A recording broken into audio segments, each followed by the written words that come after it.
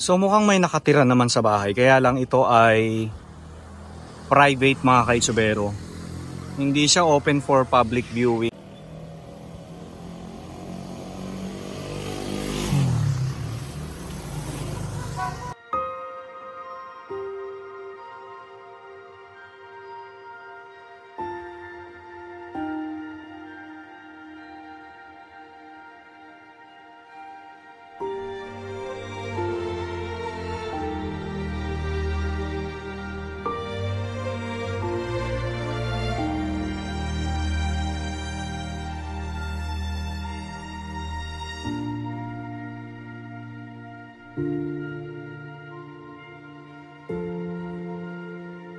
Hello mga kaitsubero, magandang umaga sa inyo lahat, and tayo ay nandito naman sa bayan ng Maragondon, Cavite. Ayan, so ngayon ay November 27, 2023 and holiday ngayon mga kaitsubero kasi yung Bonifacio Day ay inilipat ngayong araw, supposed to be sa November 30 pa. Ayan, so nandito tayo mismo sa simbahan ng Maragondon and ang oras na natin ay 7:35 ng umaga. Halika, samahan niyo ako, pasok tayo ng simbahan.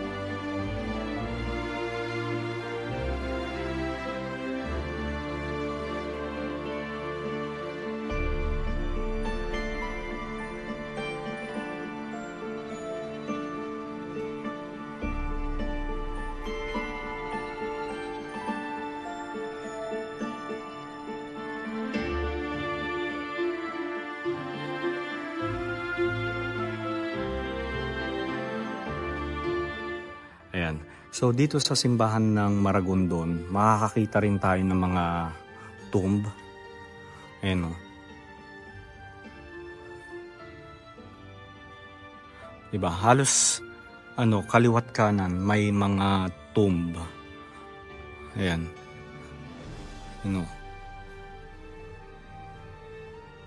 Mga lapida. So may mga labi, mga nakalibing. Ayan. So ito po. Don Pedro Gancayco, Doña Herminiana Malimban.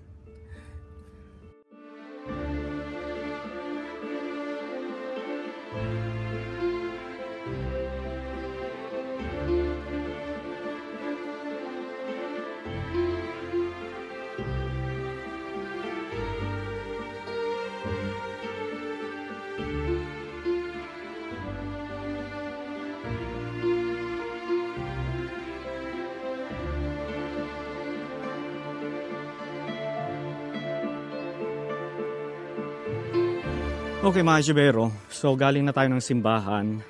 So hinihintay ko matapos yung Zumba kasi napakalakas ng kanilang music dito. Kaya ayan. So sa vlog na ito mga kaitsubero, ang gagawin natin ay tingnan natin yung mga lumang bahay dito kasi napakarami ring mga lumang bahay And hindi lang ako sure kung may mga mapapasok tayong bahay, pero i-try natin. Pero kung wala, okay lang naman di ba? Actually mga kaitsubero, galing na ako dito sa Maragondon. Ang pinuntahan ko ay yung bahay pinaglitisan ni Andres Bonifacio. So yun lang yung pinunta ko dito the last time na punta natin. And ngayon, syempre dumaan tayo ng simbahan at maglilibot tayo dito. Kung hanggang saan yung makakaya ko.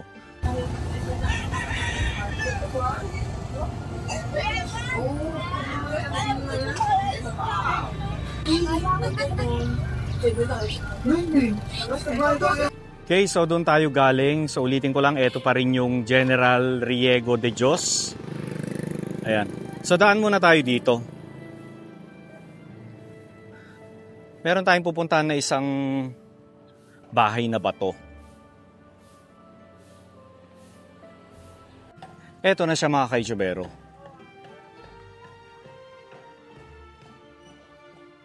O, di ba?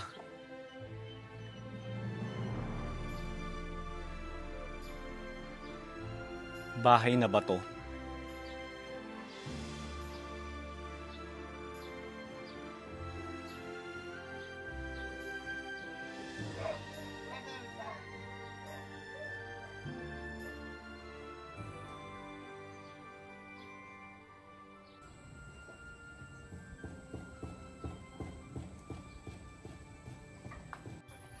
Okay, so ito itinuro lang sa akin. Meron daw ditong lumang bahay.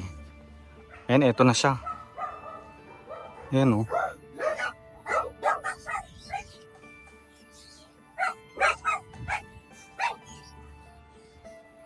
Ang ganda. Tanong natin kung pwede tayong mag-view.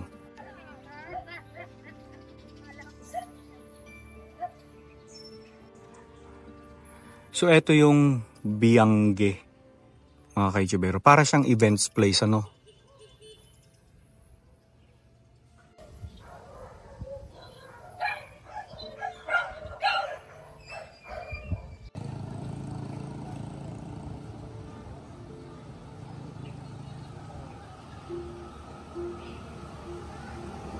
Ayan, so nandito pa rin tayo sa kahabaan ng Riego de Dios.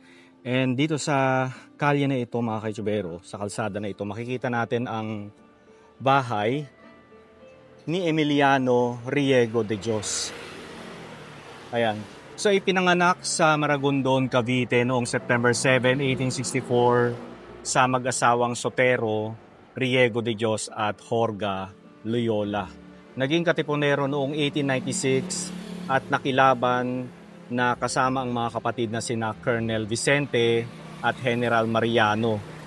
Nahalal na ministrong mandirigma sa kumbensyon ng Tejeros, March 22, 1897, tapos gobernador militar ng Cavite, 1898, at pangalawang tagapangulo ng Junta ng Hong Kong noong November 1898. So namatay siya noong Pebrero 14, 1926. Ayan.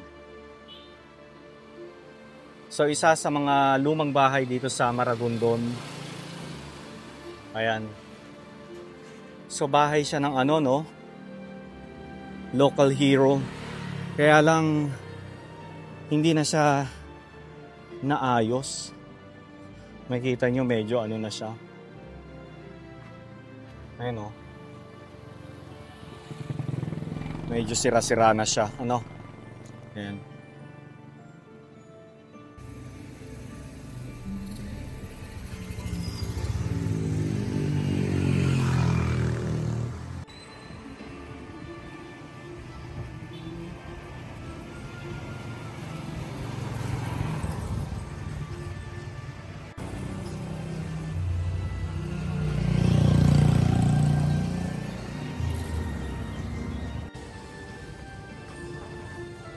So mukhang may nakatira naman sa bahay, kaya lang ito ay private mga kaitsubero. Hindi siya open for public viewing. Kaya hanggang dito lang tayo sa labas Ayan.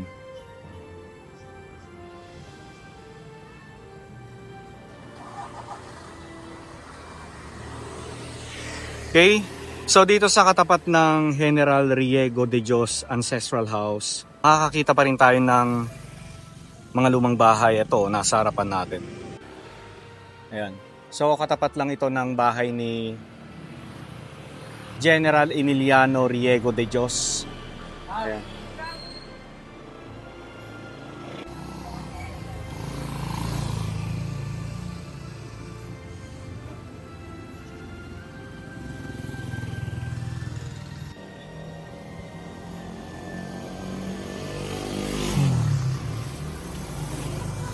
So 8:37 pa lang ng umaga, grabe na yung init. Grabe mga kaitsubero, tabi-tabi yung mga lumang bahay dito. Ito po. Ayan. Pero wala rito yung may-ari, na malengke daw. So sabi ng caretaker, balikan ko daw. O balik daw ako. Ayan, balik tayo dyan mamaya. Diretso lang tayo.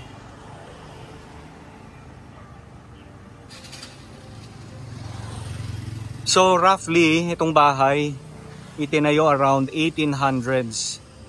Ano? Ayan.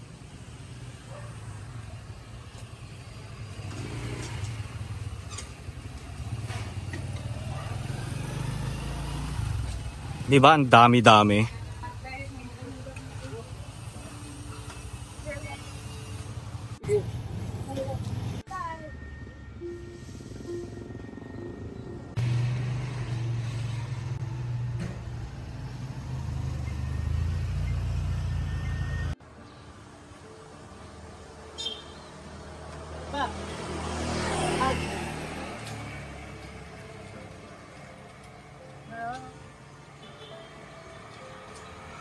Diba mga kaitsubero, napakadami.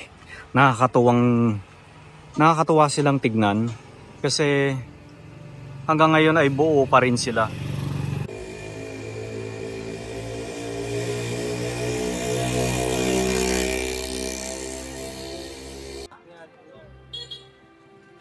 Okay, diretso tayo dito mga kaitsubero. So dito, sa street na to, dito nga tayo. Ayan o.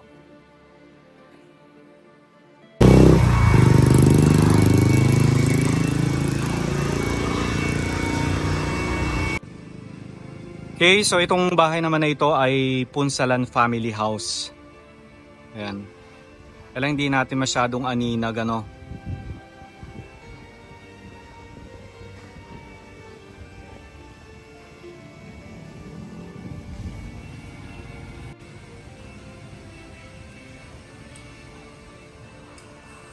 Okay, labas natin Infante Street.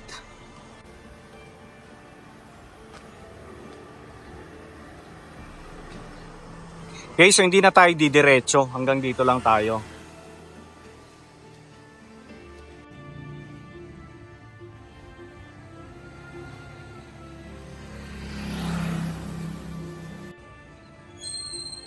Okay, maraming salamat sa Gatdula family.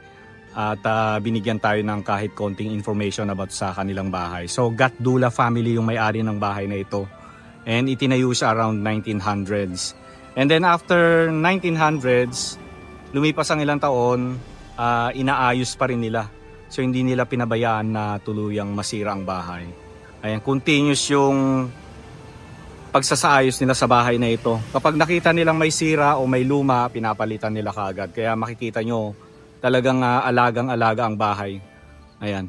Ayan. So, itong street na to mga kaitsubero ay Villa Franca. Ayan. Tapos, dito na tayo kakaliwa sa Infante Street. Okay. So, ulitin ko lang. Ito yung bahay na Gatdula. Gatdula Ancestral House. Okay. So, ito pa rin yung Mariano Riego de Dios. So, labas tayo dito sa Colonel C. Riel. So dito natin makikita ang bahay pinaglitisan. Ayan. So Monday ngayon mga kaitsubero, holiday. Kaya lahat ng mga museum na under ng National Historical Commission of the Philippines ay sarado. Okay, ulitin ko lang, Mariano Riego de Dios. Tapos ito naman, Colonel C. Riel. Ayan. So makikita natin dito itong bahay na pinaglitisan kay Andres Bonifacio.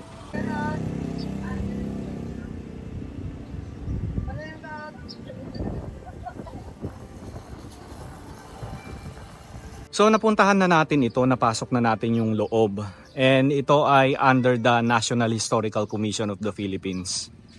Ayan. Kaya kung mapapadpad kayo dito sa Maragondon, bisitahin nyo itong bahay na pinaglitisan kay Andres Bonifacio. So walang bayad dito, libre. So nag-open sila from 9 AM hanggang 4 PM, Tuesday to Sunday. Ayan, so ulitin ko lang, bahay na pinaglitisan kay Andres Bonifacio. Dun sa mga hindi pa nakakapanood sa vlog natin na yan, ilalagay ko na lang yung link ng video dito sa description below para mapanood ninyo. Ayan. Okay mga Chibero, so tapos na tayo. Nakita natin yung ilang mga lumang bahay dito sa Maragondon, and may mga ilang may-ari ng bahay ayaw nilang magbigay ng any information about sa kanilang bahay. Siguro syempre nag-iingat lang din sila or ayaw nila ng exposure.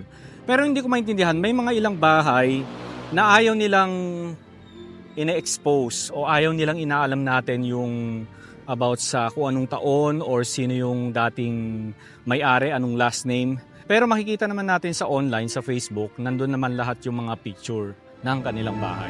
So maraming salamat sa lahat ng nanood ng video na ito, and suggest kayo kung ano yung mga lugar na maraming mga lumang bahay. Comment below mga ka-Itubero para mapuntahan natin yan.